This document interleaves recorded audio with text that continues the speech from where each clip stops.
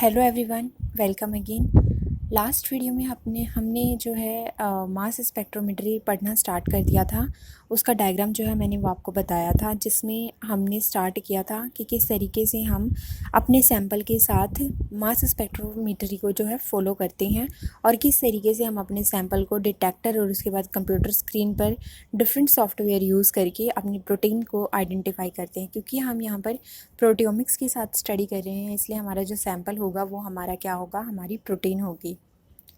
तो इससे पहले हम अपने प्रोटीन को सेपरेट करने के मेथड चेक कर चुके हैं, जिसमें मैंने आपको जेल इलेक्ट्रोफोरेसिस के बारे में बताया था। That was 2D gel electrophoresis with the help of that we can separate the different protein sample and different size of proteins.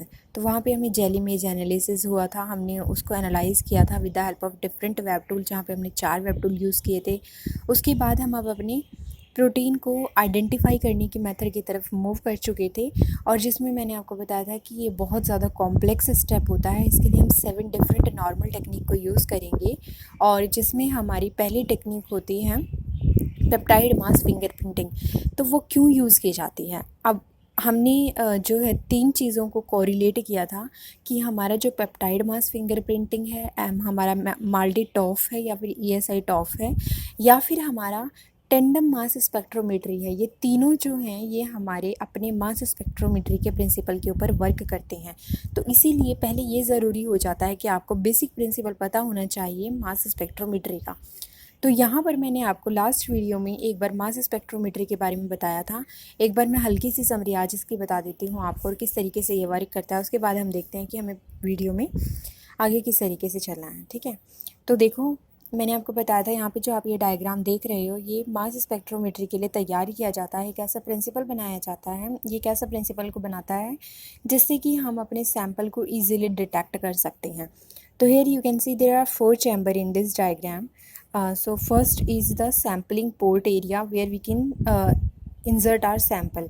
So यहाँ पे आप एक sampling port देख रहे हो which act as a source, and यहाँ पे एक heating coil लगी हुई है. If our sample is in liquid form or in solid form, then we require this heating coil. But if our sample is in gaseous form, in vaporized form, then we don't require this heating coil, because heating coil here do one thing, it can convert our solid or liquid medium into gaseous form. अगर हमारा sample already gaseous form में है तो हमें solid और liquid को convert करने के लिए हीटिंग कॉइल की ज़रूरत है ही नहीं। तब उस कंडीशन में हम डायरेक्ट अपने गैसियस सैंपल को पोर्ट करेंगे यहाँ पर, और फिर वो एक एक्ट करेगा सोर्स की तरह, और फिर वो आगे नेक्स्ट चैम्बर में मूव करेगा। तो ये पहला चैम्बर था हमारा, that act as a source. उसके बाद हमारा सेकंड चैम्बर है, this chamber is ionization chamber. यहाँ पे हमारा सैंपल जो है, our sample get ionized in this chamber. तो यहाँ पे आप देख रहे हो, दिस इज़ इलेक्ट्रॉन गन, और ये इलेक्ट्रॉन गन जो है ये कंटिन्यूसली इलेक्ट्रॉन को बम्बार्ड करती रहती है हमारे सैंपल के ऊपर। जैसे ही हमारा सैंपल यहाँ से मूव करता है, ये इलेक्ट्रॉन गन यहाँ से इलेक्ट्रॉन को बम्बार्ड करती है, जो कि इसके ऊपर स्ट्राइक करते हैं, और जिसकी वजह से हमारे सैंपल के ग्राउंड स्टेट के इलेक्ट्रॉन एक्साइटेड हो जाते हैं, और वो क्या करते हैं, वो निकल जाते हैं बाहर की तरफ, और इस गन से आने वाला इलेक्ट्रॉन भी साथ में मूव करता है। तो इस तरीके से यहाँ से 2 इलेक्ट्रॉन बाहर निकल जाते हैं, और हमारा सैंपल जो आप यहाँ पे ये देख रहे हो, ये वाला सैंपल जो है हमारा आयनाइज्ड हो जाता है। तो ये सैंपल अब M पॉजिटिव की फॉर्म में कन्वर्ट हो गया है। और उसके बाद हम थर्ड चैम्बर की तरफ मूव करेंगे, दैट इज़ इलेक्ट्रोड चैम्बर। यहाँ पर हम क्या करते हैं, हम यहाँ पर डिफरेंट चार्जेस वाले इलेक्ट्रोड लगाते हैं। लाइक फर्स्टली हमने जो है अपना पॉजिटिव चार्ज लगाया, उसके बाद हमने नेगेटिव, देन डबल नेगेटिव। उसके बाद हम चार्ज को इंक्रीज़ कर सकते हैं या डिक्रीज़ कर सकते हैं या पॉजिट कर सकते हैं, डिपेंड अपॉन द सिचुएशन कि किस तरीके से हमारा जो चार्ज आयनाइज्ड सैंपल है वो किस तरीके से प्रोसीड कर रहा है हमारे इस चैम्बर के अंदर। अगर वो अपनी एक पर्टिकुलर डायरेक्शन की तरफ मूव कर रहा है, तब हमें ज़रूरत नहीं होगी ज़्यादा चार्जेस को इंक्रीज़ करने की, और हम एक पर्टिकुलर चार्जेस को मेंटेन करके रखते हैं इलेक्ट्रोड के ऊपर। बट अगर हमारा चार्ज जो है वो अपनी एक पर्टिकुलर डायरेक्शन की तरफ मूव नहीं कर रहा है, तब हमें रिक्वायरमेंट हो जाती है उन चीज़ों की, उन चार्जेस को बढ़ाने की या उन चार्जेस का चार्ज चेंज करने की, ताकि हमारा इलेक्ट्रॉन जो है सॉरी जो हमारा सैंपल है वो डायरेक्शन की तरफ मूव करता रहे। तो यहाँ पे डिफरेंट इलेक्ट्रोड्स लगे हुए होंगे और ये डिफरेंट इलेक्ट्रोड्स क्या करते हैं, ये डायरेक्शन प्रोवाइड करवाते हैं हमारे सैंपल को जो कि आयनाइज हो चुका है। आयनाइजेशन एक बहुत इंपॉर्टेंट स्टेप है। अगर आपको मास स्पेक्ट्रोमेट्री के साथ खेलना है तो ज़रूरी है कि हमारा सैंपल जो है वो आयनाइज्ड होना चाहिए। उसके बाद हम फोर्थ चैम्बर की तरफ मूव करेंगे जो कि यहाँ पे मैंने टिल्टेड पोजीशन में दिखाया हुआ है। इसमें हमारे पास क्या होगा कि हम जब अपने सैंपल को आयनाइज हो चुका है जो ऑलरेडी, वो जब इस चैम्बर में जाता है तो यहाँ पर मैग्नेटिक फील्ड होता है ड्यू टू दिस मैग्नेट के इफ़ेक्ट की वजह से यहाँ पर एक मैग्नेटिक फील्ड क्रिएट होता है। और वो मैग्नेटिक फील्ड क्या करेगा, वो हमारे चार्ज को जो कि आयनाइज्ड चार्ज है, आने वाले चार्ज को डिफरेंट फ्रेगमेंट्स में कन्वर्ट कर देगा। These fragments can be larger in size और स्मॉलर इन साइज़। सो यहाँ पर हमें डिफरेंट टाइप के फ्रेगमेंट्स मिलेंगे जिसका साइज़ लार्ज हो सकता है, स्मॉल हो सकता है या फिर इंटरमीडिएट हो सकता है। तो ये तीनों डिफरेंट टाइप के हमें यहाँ पे अपने चार्जेस मिल गए हैं। उसके बाद हम जो है अपने ये चार्ज जो है हमारे नीचे की तरफ मूव करेंगे और इसके एंड पे हमने एक डिटेक्टर लगाया हुआ है। डिटेक्टर क्या करता है, इन जो फ्रेगमेंट्स हैं, जो फ्रेगमेंटाइज्ड हमारे पास आयनाइज्ड सैंपल के मॉलिक्यूल आए हैं जो कि डिफरेंट साइज़ के हैं, वो डिटेक्टर पर स्ट्राइक करना शुरू करेंगे। वो किस तरीके से स्ट्राइक करेंगे, मान लो अगर सबसे बड़ा वाला साइज़ का है तो ये सबसे बड़ा जो है ये फ्रेगमेंट जो है वो सबसे पहले स्ट्राइक करेगा आफ्टर फॉलोइंग पैराबोलिक पाथ या फिर प्रोजेक्टाइल मोशन।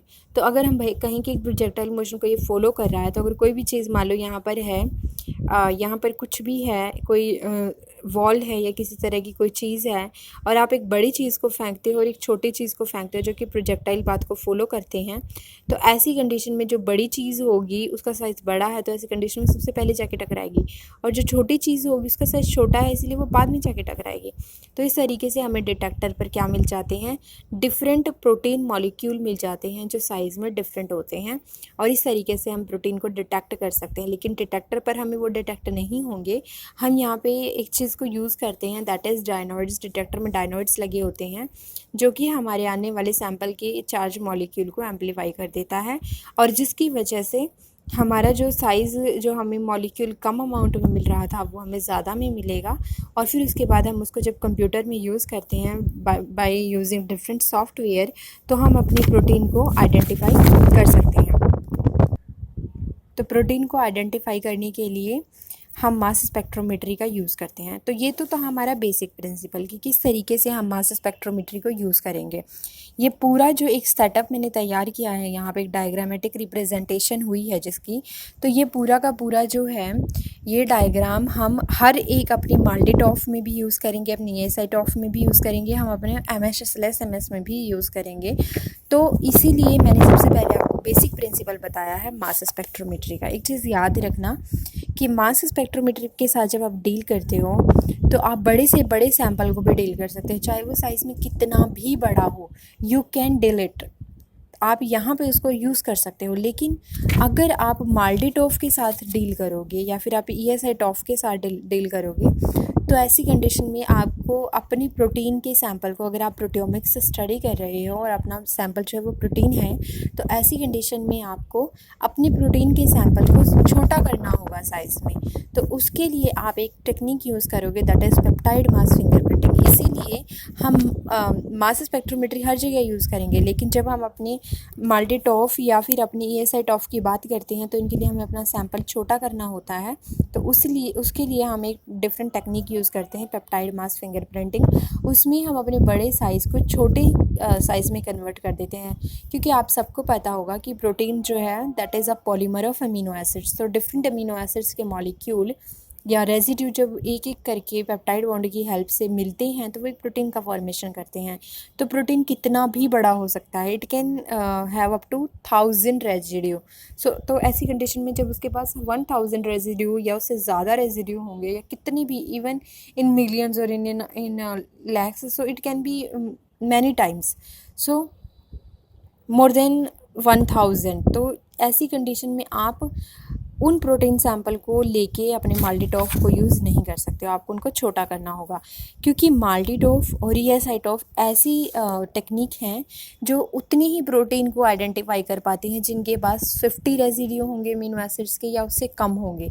तो इसीलिए पेप्टाइड मास फिंगरप्रिंटिंग की हमें ज़रूरत होती है। वो क्या करता है, हमारे बड़े प्रोटीन सैंपल को छोटे सेगमेंट में चॉप कर देता है, उनको छोटे सेगमेंट में कन्वर्ट कर देता है, और उसके बाद जब हम उनको रन करवाते हैं अपने माल्टीटॉफ पे या साइटॉफ पे, हमें रिज़ल्ट जो है बहुत अच्छे मिलते हैं। मास स्पेक्ट्रोमेट्री के बाद हमें इवन ये यूज़ तो सेटअप हमारा जो है वो मास स्पेक्ट्रोमेट्री का ही करेंगे, लेकिन यहाँ पे कुछ चीज़ें चेंज हो जाती हैं। लाइक हम कौन सा सैंपल यूज़ कर रहे हैं, कितने अमीनो एसिड्स का है, मैट्रिक्स क्या होगा हमारा, और किस तरीके से हमारी प्रोटीन जो है वो यहाँ पे आयनाइज होंगे।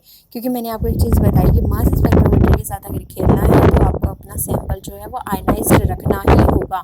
तो इसीलिए हम यहाँ पे भी आयनाइजेशन की यहाँ पे डिफरेंट टेक्निक होते हैं। यहाँ पे आयनाइजेशन के लिए आप इलेक्ट्रॉन गन यूज़ करते हो, यहाँ पे आप आयनाइजेशन के लिए इलेक्ट्रॉन गन यूज़ करते हो, लेकिन जब आप माल्टीटॉफ या साइटॉफ के साथ डील करोगे तो आप वहाँ पे अपनी सैंपल को एनालाइज करने के लिए डिफरेंट टेक्निक यूज़ करोगे, उन्हीं के बेस पर उनका नाम रखा गया है।